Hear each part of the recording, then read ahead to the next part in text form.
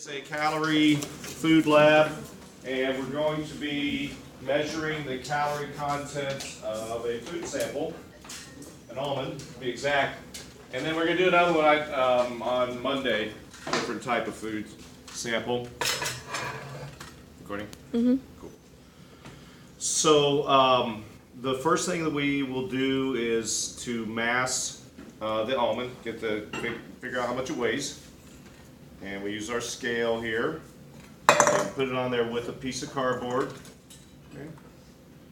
And all right, this one already. Is this a good one? Yeah, that'll work.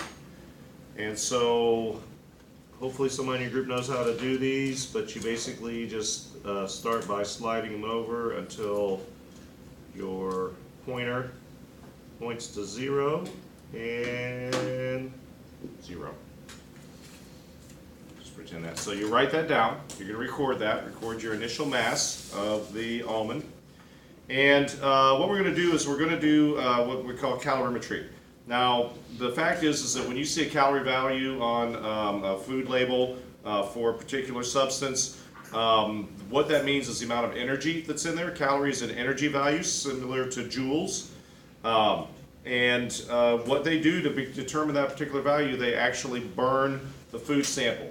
Those will be a much more controlled setup to do that, but it's really the same procedure in that they ignite that food sample and they place it in what's called an ignition chamber, but yours is just going to be out in the open. And they allow the energy from that to be absorbed into a quantity of water.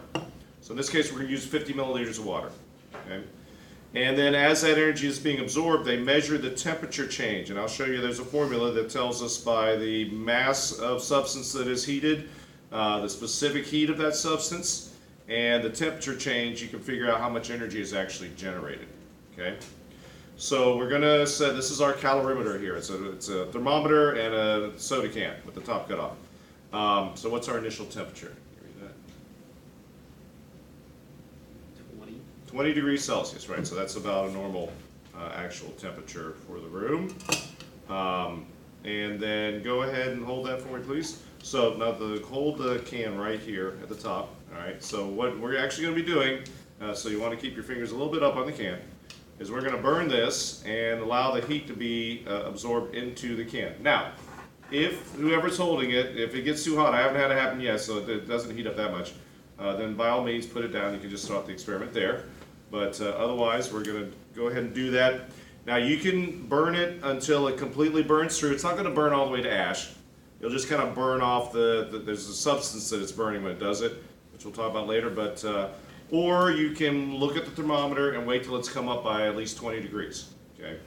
Now, some of yours will burn out before it hits 20 degrees. That's okay. But we're going to go ahead and light it.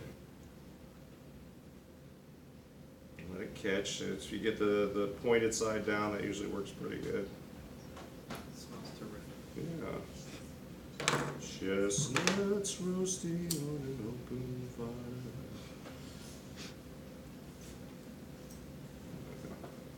fire. Now she's burning, and then we just kind of bring it over. Now you gotta hold this under here and allow the heat from the burning almond to be absorbed into the bottom of the can.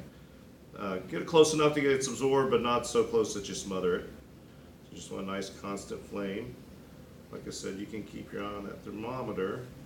If it goes up to 40, then we can stop, or otherwise we'll just wait until the nut completely burns out.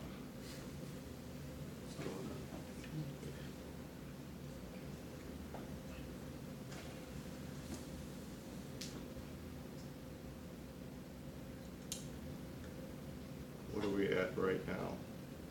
25.